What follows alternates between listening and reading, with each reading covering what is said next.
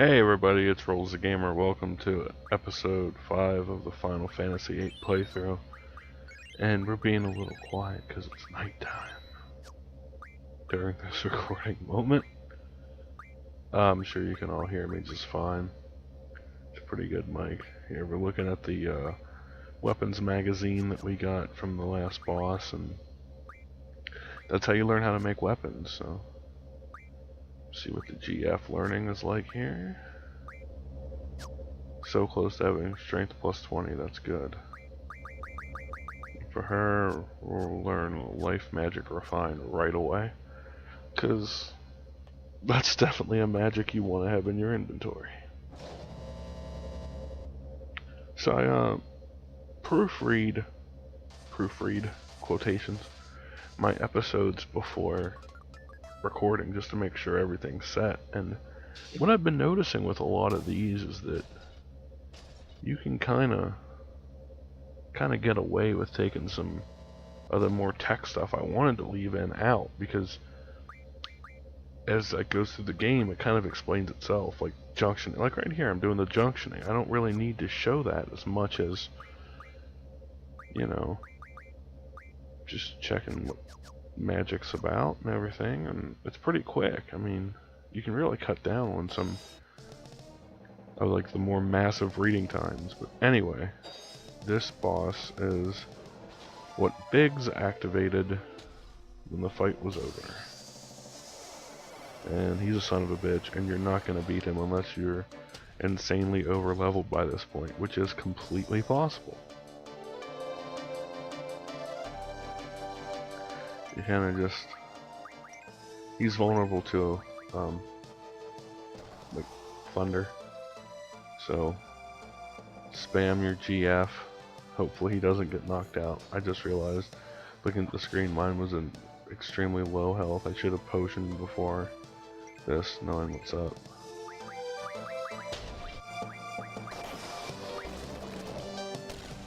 Look, I was looking for like a GF potion right there, I think. Selfie's not really good for physical attacks. No one really is at this point, but she just doesn't have a build for it. I don't mean her physical build, I mean her game stats build. Though a shorter, less muscled up woman like her in this game probably can't hit that hard anyway, even with military training. I know that might come across as an insult. I do not intend it to, however. This particular technique you can actually learn as one of Quistis's most powerful blue magic attacks, but I don't know if I've ever done it. It's kind of in an obscure location in the late game, the item you learn it from. You might be able to do a card refine for it. Yes, you can, but the particular card it comes from is also a later game pickup. It's a card that's based on one of the enemies you fight in the final castle, so good luck getting that by this point in the game. To get some of those high-level boss-type cards, there's in one of the other gardens in this game, there's a player you can fight earlier, which I think I show off a little bit. Anyway, the boss has been knocked down, so we're gonna run away before it repairs itself. And no items received because it was an escape. But first, junction her so she actually gains experience, but I don't know if I have any experience gaining fights coming up anyway, so you never know. Anyway, there's a particular way that you can run away from this boss that you never have to fight it again, and I think I do that here because fighting it again is kind of fucked. That time you just run.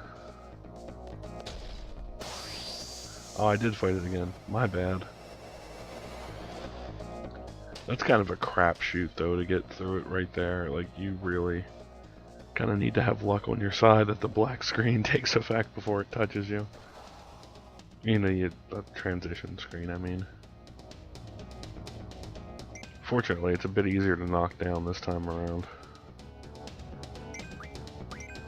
Like its health threshold lower, I mean.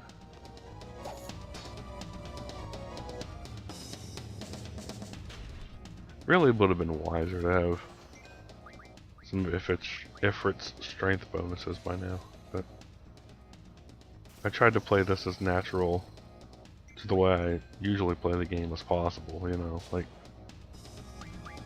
there is fun preparing to that level, especially like in, for instance, Final Fantasy X. It's a lot of fun to do that much pre-fight preparation, and this game as well, but don't usually play that way because it's not as challenging. At a certain point of the game, you can totally start owning the game, which I do, but, you know, it's fun to struggle before that, I guess. Oh, man. This thing just doesn't know how to go down. So we're gonna waste all of Zell's thunder on it.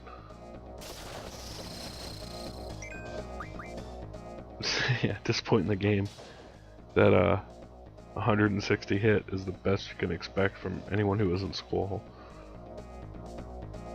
I mean, magic-wise, Magic stops becoming useful at a certain point if your characters are so overpowered it's ridiculous. See, here you have to walk, or else like the machine will shake the mountain by running on it, or jumping, and you'll get stunned and have to fight again. Now we hustle again. It kind of does a leapfrog here, which I think is kind of bullshit.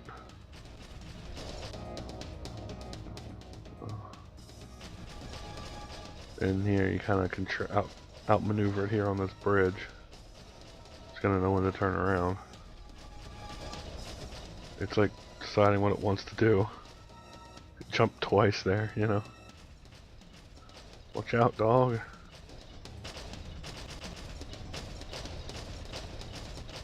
Oh good, it didn't hit the dog. I'd have been mad if it hit the dog.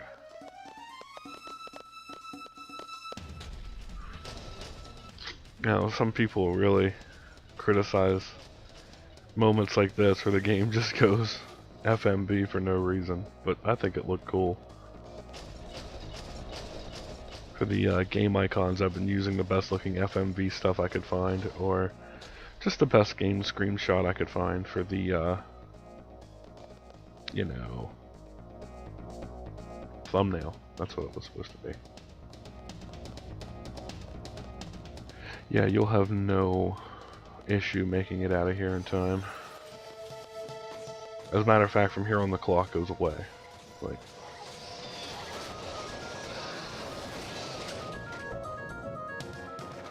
just in a little escape sequence. We get to see like so many good freeze frame moments here.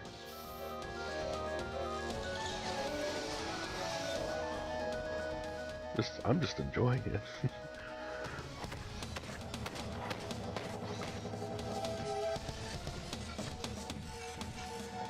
Jump.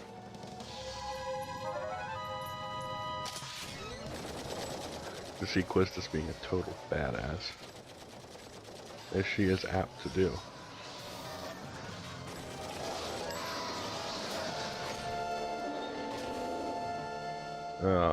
And test kind of successfully passed, I guess. Well, in a military operation like this, there has to be room for contingency, so the scoring's probably not going to be that bad for it. You would hope, anyway. We're back to Balam. I didn't realize, I mean, I realized before, but I didn't really think about it. So these Balam here, it's the garden and the town, have their own little island all to themselves. Well, and the fire cavern, but that it's not a political power.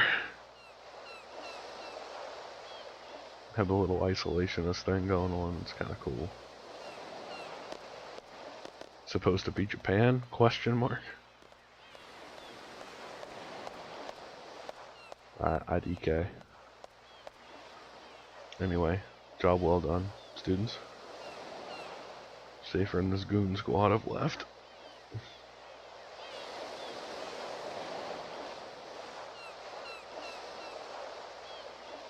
And be back at garden at sundown means you can level up and gain experience and all this stuff. And of course they steal the car.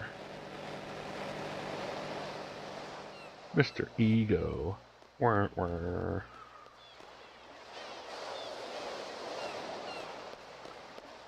Nothing occurs to me there was something to do. Well, the hotel is where you can heal as well, but... Oh, I know what's up here. But first I gotta check in. Yes. Let me get a little rest in. I don't ever show this off. Of Timber Maniacs, I just realized that in this playthrough. It's like one journalist character's writings about all these different places, but I never sat down at the computer and looked at it. Or Selfie's webpage. She was the first character to use social media, and she was named Selfie. Fucking weird is that, y'all? Hold on, I might hack us out. I fucking hate that song and everything about it. But here's another draw point for Thunder, so take that. In this early game anyway, you're gonna draw points are your best friend. Especially the one in your home base that has cure. Anyway, jump cuts, because I just did some training, got the strength plus 20 ability for Ifrit. And we will have him learn strength plus 40. And then we will start to become a complete game breaker. See, its strength ranking isn't that high yet, because these first level elemental spells aren't that great as junctions. Like, at all, really, so... But anyway, enough of that for now. We'll get stronger as we get stronger. Back at the garden. There, Earthwire. Waiting for the test, waiting for the test. Yeah, I realized when I was looking at some of these videos that recording time was closer to like 20 minutes than I would have wanted. Personally, I wanted to keep it closer to like 15-16 minute side of things, but there are some stuff in each of them that you can edit out, like the you know, the like showing me going through the menus and whatnot. But I always thought it was better to keep videos around 15 minutes because, I don't know, 20 is pushing it. Definitely not over 25 though. Because I'd be uncomfortable sitting around watching a video at 30 minutes in length. Like, I'm watching Markiplier do his Fatal Frame 2 playthrough, and they're each 45 minutes, and he can carry it. I mean, he's enjoyable to watch doing it, but I don't know if I really have the power to do that as of now. Especially with a long-ass RPG like this. Anyway, here's the little meeting of the commanding minds right here, and it felt good to be on that battlefield. Don't let that spirit get to your head, though. Don't become a sociopathic killing machine, even though you were kind of raised as a soldier. Yeah, Squall didn't have that good of an upbringing, as we'll find out later in the game. I mean, he was always taken care of and, you know, fed and all that stuff, but I'm not sure if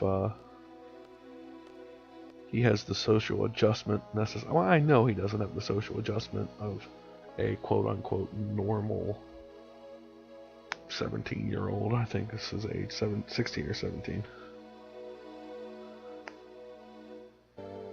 Oh, Safer has got told.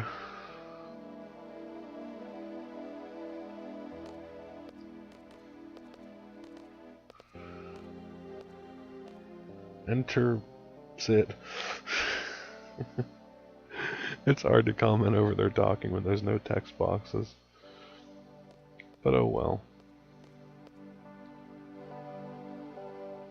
You will be disciplined. How are they gonna discipline a guy who's that effective with a sword, though? Is that a good idea? He probably has his magic, too, still stocked up. But anyway, here comes this mysterious hooded figure.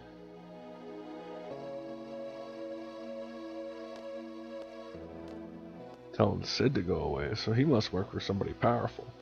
We'll find out about that later, though. Speaking of later, we'll, the students who took place in the field exam, we'll see what Squall's grade is later in the field exam on the next episode. See you then. Peace.